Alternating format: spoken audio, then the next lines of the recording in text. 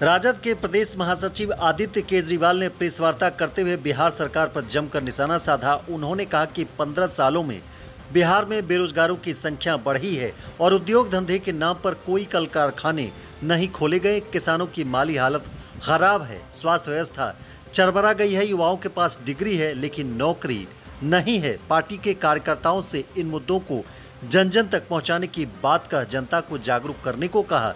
Party का जो भी आदेश होगा उसका सम्मान करते हुए काम करूंगा। उन्होंने कहा कि बगैर शिक्षा कोई रोजगार संभव नहीं है और बिहार में शिक्षा की हालत बदतर है। प्रदेश महासचिव ने कहा कि शिक्षा के बिना अच्छे समाज की कल्पना नहीं की जा सकती। सरकार की गलत नीति के कारण बेरोजगारों की फौज बढ़ रही है। आदित्य केजरीवाल ने कहा कि 15 साल ग्लोबलाइजेशन का दौर था, उस समय बाहर से कंपनियां लाने का सरकार ने प्रयास नहीं किया, न ही उचित माहौल दिया गया, जिसकी वजह से आज यह परिस्थिति उत्पन्न हो गई है और लाखों युवा बेरोजगारी की मार झेल रहे हैं। इसका उल्लेख करते हुए उन्होंने 2011 में फारबिसगंज में ग्लूकोज और स्टार्च कंपनी की शुरुआत के बारे में बताया, लेकिन सरकारी उदासीनता के कारण रास्ता विवाद को लेकर यह भी बंद हो गया। यह भी कहा कि सिंगल विंडो सिस्टम से जाने पर आवंटन की लंबी प्रक्रिया से गुजरना पड़ता है। आदित्य केजरीवाल ने कहा कि एम्स में 20,000 पद रिक्त हैं, अन्य विभागों में 5 लाख से ज्यादा पद रिक्त हैं। रेलवे सेक्टर का यही हाल है। उन्होंने कहा कि फूड प्रोसेसिंग प्लांट और छोटे छोटे उद्योग लगाकर किसानों और युवाओं की समस्या का समाधान हो सकता है। इलेक्ट्रॉनिक मीडिया के जितने भी तमाम मेरे साथी हैं, उन सभी का मैं आदित्य केजरीवाल स्वागत करता हूं। आज हमारे नेता प्रतिपक्ष तेजस्वी जी के दिशा निर्देश पे आज इस पूर्णिया की धरती से एक ऐलान करते हैं कि क्रांति है ये बिहार के लिए और हर व्यक्ति के रोजगार के लिए। आज हम अपने बिहार की बात करेंगे। अपने बिहार ने इतिहास तो दिया है, पर उस वर्तमान का क्या जिससे हमारा भविष्य ही खतरे में है। वर्तमान में बिहार बेरोजगारी का सबसे बड़ा केंद्र बन चुका है और आज मैं पूछना चाहता हूं नीतीश सरकार से कि क्यों यहाँ के युवा जो हैं वो पलायन कर रहे हैं। मैक्सिमम लाखों की संख्या में हर स्टेट में यहाँ के युवा हैं। आज हम लोगों ने इस चीज़ों को भी देखा कि जब ये लॉकडाउन हुआ तो वो युवा जो हैं जो बाहर थे, हर प्रदेश में थे, वो यहाँ पे आने के लिए, अपने घर आने के लिए छटपटाए और ये एक संगठित क्षेत्र नहीं बन सका कि जितने भी बेरोजगार यहाँ पे युवा थे, अगर वो आज बिहार में ही रहते, क्यों नहीं हमारी सरकार जो है उस चीज़ों को लेकर के आगे बढ़ पाई। जो हमारे युवा हैं उसका कर्तव्य इसी सरकार को देखना है। आज लॉकडाउन का निर्णय लिया गया आनन फानन में, कभी इस चीज़ों को महसूस नहीं किया गया कि जो बाहर हैं उनको एक मौका नहीं दिया गया 4 दिन का। जिस समय में कोरोना कहीं पे भी नहीं दिख रहा था, उस समय में फुल लॉकडाउन। आज जब 80,000 90,000 के संख्या में केस आ रहे हैं तो उस चीज़ों को लेकर के कोई बात नहीं और समूचा चीज़ खोल दिया गया है और हर युवा में गुस्सा है। आज बेरोजगारी की दर जो है 46.6% जो है वो बिहार में है। 46.6 बेरोजगारी दर की अगर मैं बात करता हूँ तो बेरोजगारी दर क्या होती है कि 100 में से 46 आदमी, 100 वैसे आदमी जो रोज़गार के लिए लाइन में हैं, जिनको रोज़गार चाहिए, उसमें से 46 लोग के पास आज रोज़गार नहीं है। पूरे देश में 28 लाख भर्तियां रुकी हुई हैं। सिर्फ बिहार की अगर मैं बात करता हूं तो 4.5 से 5 लाख पद रिक्त पड़े हुए हैं। न सरकार कोई वैकेंसी निकालती है। वैकेंसी निकालती है, एग्ज़ाम भी होते हैं तो पता चलता है कि वो विद्यार्थी जब बाहर आ रहा है तब तक में वेब पोर्टल पे जो है वो एग्ज़ाम कैंसिल होने की कुछ खबर आ जाती है। ये क्या हो रहा है? मैं आपको एक बहुत ये बताऊं कि पहले 3 चरण में एग्ज़ाम होते थे। जैसे पहला चरण होता था कि भाई आप फॉर्म भर दीजिए, दूसरा चरण लिखित परीक्षा, और तीसरा होता था इंटरव्यू। लेकिन अब जो है बिहार में 5 चरण में परीक्षाएं होती हैं। अब 5 चरण हो गए। पहले फॉर्म भरिए, फिर लिखित परीक्षा दीजिए, फिर इंटरव्यू दीजिए, फिर हाई कोर्ट में केस लड़िए, इसके बाद सुप्रीम कोर्ट में केस लड़िए। तो क्या करें यहाँ पे युवा रोजगार जो बेरोजगार बैठे हैं। आज आईटी क्षेत्र में भी यहाँ के युवा हैं बिहार के, उनको क्या ज़रूरत पड़ती है कि वो जाते हैं बाहर इस राज्य से और वहाँ पे काम करते हैं। क्यों नहीं आज आईटी हब की स्थापना जो है वो हम लोगों ने यहाँ पे करी। फूड प्रोसेसिंग को लेकर के क्यों नहीं हम लोगों ने कुछ किया जिससे हमारे लोगों को रोज़गार मिलता। अगर 5 लाख जो रिक्त पद हैं, मैं बिहार सरकार नीतीश जी से पूछना चाहता हूं कि जो 5 लाख जो ये रिक्त पद हैं, अगर इसकी भी वैकेंसी निकलती है और एक परिवार में 5 आदमी हैं तो 30 लाख आदमी जो हैं आज उस दौर से नहीं गुजरते। यहाँ से लोग गए, पलायन कर कर के चले गए, बाहर लोग कमाते थे। आज कोरोना काल में जो उनकी कोई 20,000 रुपया महीना कमा रहा था, आज नौकरी तो उसकी फिर से लग गई, लेकिन सैलरी उसकी घट गई। सैलरी अब 8,000 रुपया उसको मिल रहा है। क्या वो खाएगा और क्या अपने परिवार को यहाँ पे भेजेगा। और ये गुस्सा है एक लोगों के अंदर में, और इस गुस्से का मैं आपको एक बहुत अच्छा एक एग्जाम्पल देता हूँ। मेरे एक मित्र आदमी बागडोगरा एयरपोर्ट पे थे, उनको भी दिल्ली जाना था, तो देखे एक लंबी लाइन लगी हुई है। हवाई चप्पल में पहने कुछ लोग लाइन में लगे हुए थे। हमारे प्रधानमंत्री भी बोलते हैं हौ से हवाई चप्पल, हौ से हवाई जहाज़। तो जितने भी हवाई चप्पल वाले हैं उनको हवाई जहाज़ में भेजेंगे।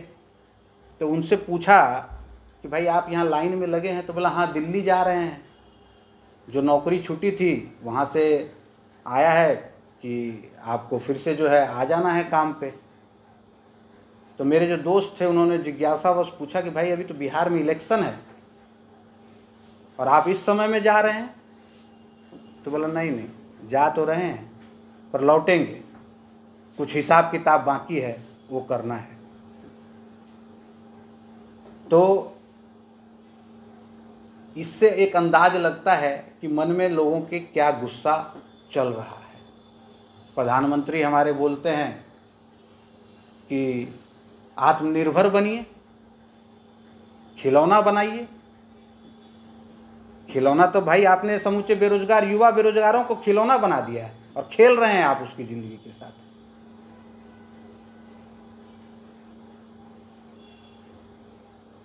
आत्मनिर्भर कैसे बने, क्या कोई ऐसा फ्रेम बनाया है इन लोगों ने? आज बहुत सी चीज़ें, आईटी सेक्टर आ सकता था, फूड प्रोसेसिंग प्लांट आ सकता था जिससे कि नौकरियों का सृजन होता। आज 15 साल ये सरकार, डबल इंजन की सरकार, किसी भी मुद्दे पे काम नहीं कर पाई। आज अपने पूरे बिहार की स्थिति जो है बाढ़, कोरोना और बेरोजगारी को लेकर के इतनी भयावह हो गई है कि उसका वर्णन नहीं किया जा सकता। डिग्री भी है लोगों के पास, लेकिन डिग्री का क्या करेंगे? आपको मैं एक आंकड़ा बताता हूं कि पढ़े लिखे लोग बेरोजगार हैं, बी फार्मा कर करके 52% लोग बेरोजगार हैं। पॉलिटेक्निक पास कर करके 67% लोग जो है आज बेरोजगार हैं।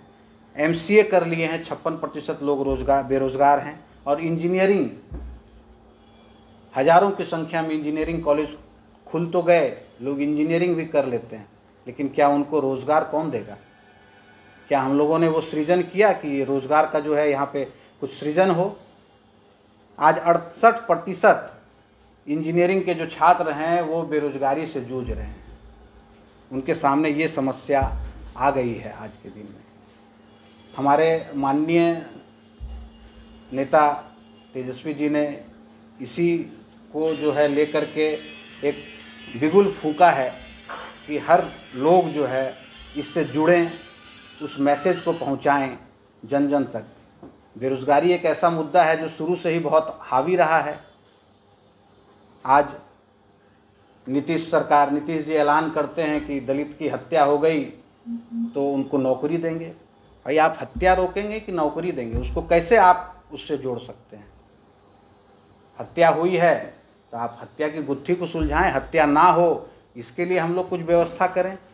लेकिन हत्या हो गई तो उसके परिवार को नौकरी देंगे, इसका कोई गलत जो है इम्पैक्ट भी आ सकता है समाज के ऊपर। उस पहलू के बारे में हम लोग क्या बात करेंगे?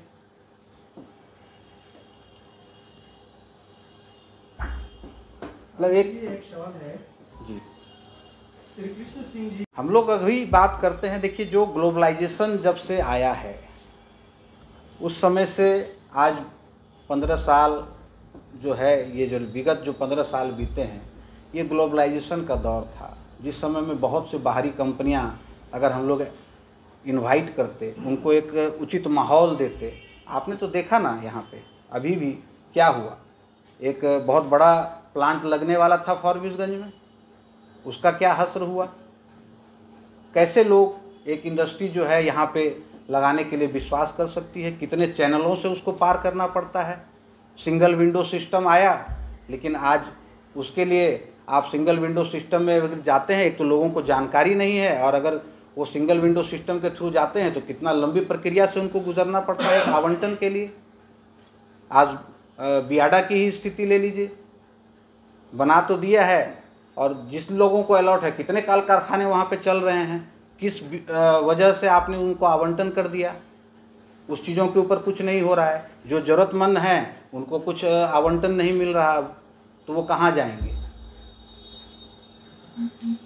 आदित्य जी, आप समस्याएं तो बहुत गिना रहे हैं, सोल्यूशन क्या होगी इस सरकार की अगर बनती है तो? हमारे माननीय नेताजी ने भी कहा है कि उन्होंने एक पोर्टल बनाया है जिसमें कि www.बेरोजगारीहटाओ.com.in, आप उसमें जितने भी बेरोज़गार हैं वो अपना वहाँ पे उस पोर्टल पे जा कर के वो करें। एक मिस्ड कॉल भी दें, एक टोल फ्री नंबर है 9334302020। और जब हमारी सरकार बनेगी तो सबसे पहले जो ये 5 लाख जो पद रिक्त हैं उसके लिए वो प्रक्रिया शुरू होगी। और भी रोज़गार, 5 लाख से तो कुछ नहीं होगा, यहाँ तो करोड़ों लोग बेरोज़गार हैं, तो जो नया सृजन जो है वो किया जाएगा नौकरियों का। फूड प्रोसेसिंग प्लांट, फूड हम लोग का अपना ये क्षेत्र जो है, जैसा कि हम लोग सभी जानते हैं, ये मक्का, गन्ना, मखाना, इन सबों के लिए एक बहुत ही मतलब उपयुक्त क्षेत्र है। इस चीज़ों के लिए हम लोगों ने क्या किया इन 15 सालों में? तो हमारी सरकार जो है इस सभी मुद्दों को लेकर के जो है, सबसे पहले अगर शिक्षा का क्या हाल है, हम लोग अगर बात करें तो एम्स आप लोग सभी जानते हैं सबसे बड़ा संस्थान है, 20,000 पद तो उसमें रिक्त पड़े हैं। रेलवे में वैकेंसी निकाल देते हैं, 500 रुपया कर करके सभी विद्यार्थियों से ले लेते हैं। आज 2 साल हो गया लेकिन कहीं पे नहीं है। इसके बाद 2 साल के बाद आपका नहीं है, आपको 400 रुपया लौटा दिया जाता है, 100 रुपया काट के। आज आप देख लीजिए 2018 में भी जो एग्ज़ाम हुआ है उसका अभी तक मामला जो है वो लंबित पड़ा है। इस बार विधानसभा चुनाव में आने, देखिए, जो सबसे इम्पोर्टेंट चीज़ है वो है बेसिक चीज़ शिक्षा। आज भी सुबह में एक न्यूज़ आ रही थी, जैसे मैंने अभी बताया कि दलित वाला बात, तो कहीं से एक न्यूज़ आ रही है कि मान लीजिए एक और हत्या हो गई, शायद कोई नौकरी की वजह से, या तो समझ नहीं पा रहे होंगे। तो शिक्षा एक बहुत बड़ा मुद्दा है, बिना शिक्षा के कोई रोज़गार तो है नहीं। तो शिक्षा, स्वास्थ्य, इन सब चीज़ों को लेकर के हम लोगों को आगे बढ़ना होगा। बिना शिक्षा के हम एक अच्छे समाज की कल्पना नहीं कर सकते। और मेरा तो खुद भी इस मामले में हमेशा प्रयास रहा है। हम लोग, मैं तो अपने माध्यम से भी जो है इस चीज़ों को हमेशा उठाते रहा हूँ, और एक स्कॉलरशिप टेस्ट लेकर के मैंने तो हमेशा जो है शिक्षा को प्रमोट किया है। मैं शिक्षा के क्षेत्र में भी हूँ, तो इस चीज़ों को, शिक्षा एक बहुत इम्पॉर्टेंट चीज़ है। स्वास्थ्य जो है वो चरमरा गया है पूरा। कोई भी जो उचित व्यवस्था होनी चाहिए सरकार की तरफ से, वो कहीं दिखलाई नहीं पड़ती। पूर्णिया देखिए, अब अंतर्कलह वाला जो मुद्दा आप लोग बता रहे हैं, हम लोगों के तो कुछ संज्ञान में जो प्रदेश में हैं वैसा तो कुछ दिखाई नहीं देता। हो सकता है कि सबकी कार्यशैली जो है वो अलग अलग हो सकती है।